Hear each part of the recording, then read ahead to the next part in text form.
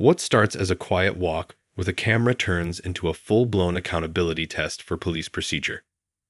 A man filming in plain sight. Officers demanding answers. And a simple question that changes everything. Who's actually following the rules here? This bodycam footage isn't about trespass or suspicion. It's about power, transparency, and what happens when a citizen knows the law better than the officers confronting him. Stick around, because every small mistake you're about to see adds up to something much bigger. Well, you're asking what I'm doing, which is by definition a stop and account. You're asking what I'm doing in an area. That's a stop and account.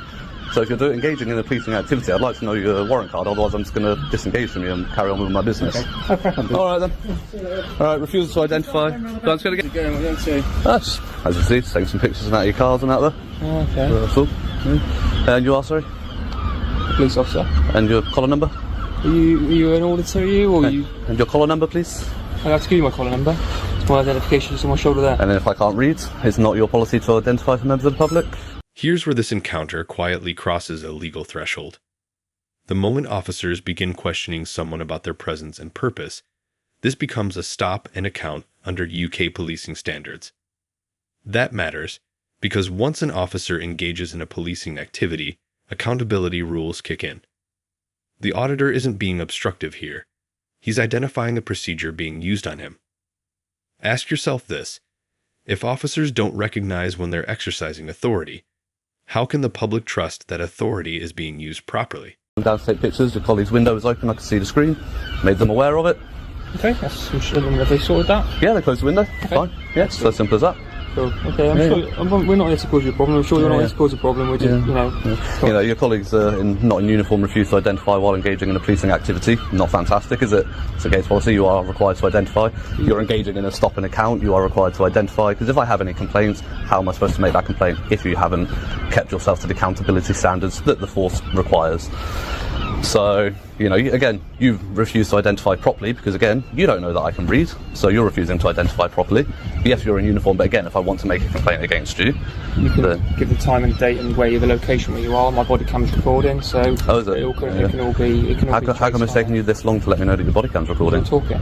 And is the policy not to, at the first, most practical opportunity to allow that? That was the most practical time to inform you. Was it? So, because you come in and gone hands-on with me? I haven't gone hands-on. Exactly, so why is not the first thing that you say, good afternoon or morning? What you're doing, because that's the first question I asked you, and then we've had a conversation, and now I've told you. This moment exposes a serious misunderstanding of police obligations. Identification isn't optional, and it isn't rude to request it. Under the College of Policing's Code of Ethics, officers involved in a stop and account must clearly identify themselves, name, rank, and number, so complaints and accountability are possible later. Saying it's on my shoulder ignores accessibility, visibility, and basic professionalism. Without clear identification, authority starts to resemble intimidation, and public trust erodes fast. So don't worry about that. It could, because it took you X amount of time to alert me when there was plenty. The only situation where it's not practicable at the first opportunity is if you're going into a hands-on situation.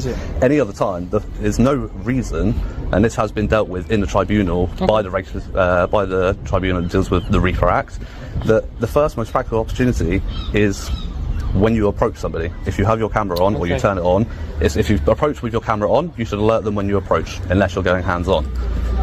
If you turn it on whilst engaging in a conversation, you should turn it on, and then once it's recording, so it's stated on the camera, by the way, you are being recorded for my safety and your safety, blah, blah, blah. You have the right to do it, same way that I have the right to do it. It's not a problem. It's the notification that's the problem. Okay. I've notified you at a time that I think is practical, so I've done that, so it's fine. Okay, you can justify that to a tribunal. It's fine, no worries. So what are you so are you going to try to identify yourself properly yet? No, I'm happy. You're happy, yeah? Yeah. Would you like to identify yourself, or would you like a complaint as well, sir? So, can I ask you a question? Before my colleague steps in, my name is PC2376. Thank you, so that's how it's done, thank you. My colleague here was obviously made aware that the window was open. Yeah. And he's got concerns because of data protection and that you might have recorded something on your phone from the screens. If there is anything, I'm not sure if there is or not. If anything is captured on there, that will be evidence for me to report that to the Information Commissioner's office, because obviously the onus of data protection is on the organisation, not on whoever sees that information. You don't expect someone to stick through there. The timing of the body cam notification is not a technicality, it's a safeguard. Policy requires officers to inform the public they're being recorded at the earliest practical opportunity. That doesn't mean whenever it feels convenient. Unless there's an immediate safety threat, disclosure should happen immediately upon engagement. The auditor's reference to RIPA isn't dramatic. It's accurate. Undeclared recording risks crossing into covert surveillance, and that's exactly why notification rules exist.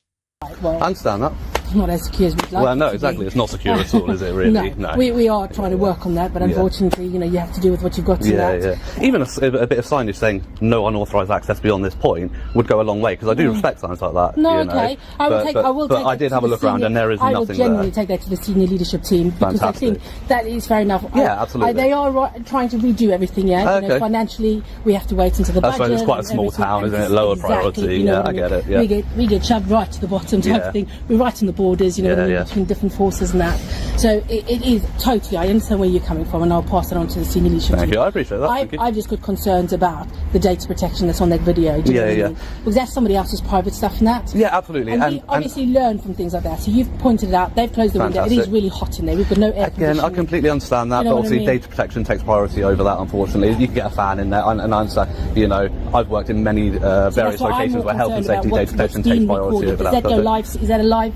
It's not, I'm not live streaming, no. If there is something, would you delete that?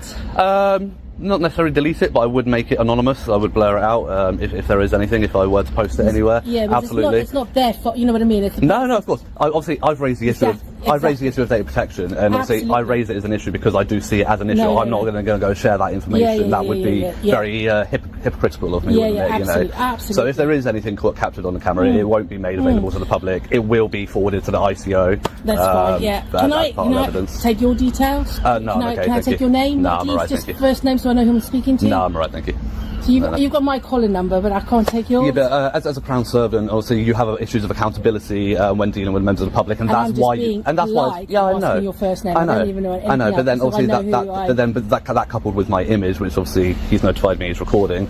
Yeah, obviously we do that because I'm open and honest. You know what I mean? Yeah. We record things so that you can see what we do. Yeah. And we can absolutely. See, I completely agree with the use of body cameras. Completely. That's the thing is I can't hide saying, oh no, I didn't say this to this man, or this man didn't say anything. No, exactly the same reason why I record any interaction I have with you as well. Yeah, that's why we record everything. I have to protect my back with the amount of people have said we do things. Of course, we don't. Yeah. You know, but with your collar number now, so you have to identify. You did it correctly verbally because you can't guarantee that I can read. You know what I mean? But you have to wear that for accountability reasons. That's why I'm entitled to have that, because you're dealing with a member of the public in a stop and account situation. Accountability, you have to identify yourself for that exact reason, which he doesn't seem to understand. And sorry, we got interrupted. Would you like the opportunity to identify? PC Biffin.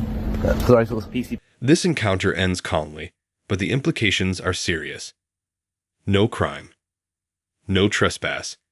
No aggression. Yet repeated failures around identification, bodycam notification, and procedural confidence expose a wider problem: training gaps and cultural resistance to scrutiny. The auditor stays composed, factual, and lawful throughout, while officers slowly correct course only after pressure. That's not how accountability should work. Transparency shouldn't require confrontation. It should be automatic. If you found this case as eye-opening as we did, hit that like button, share your thoughts in the comments, and subscribe for more real police body cam breakdowns where the law meets the lens asterisk. As we've just heard us discuss, for accountability reasons, you're making a very large assumption that I have the ability to read that my eyesight is good enough to read that. These two officers are identified, and if you do need my details, they can be. Okay, that's still again, that's not your policy, okay, so that's fine. I'll make a complaint to your chief constable. That's not a problem. Actually, I'll probably go straight through the IOPC because otherwise it goes to your local PSD and gets kicked down and disregarded. That's not a problem. Yeah, no worries. Just get a nice picture of your face as well, so I can just make sure that goes to the right person. Yeah, no problem. Is there anything else I can help you with today, sir?